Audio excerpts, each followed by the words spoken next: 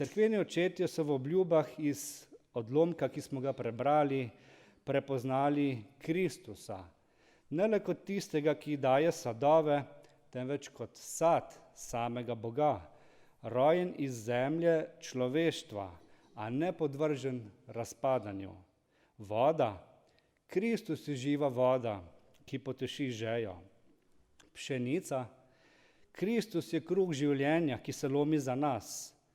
Trta, Kristus je vino nove zaveze, ki nas povezuje z očetom.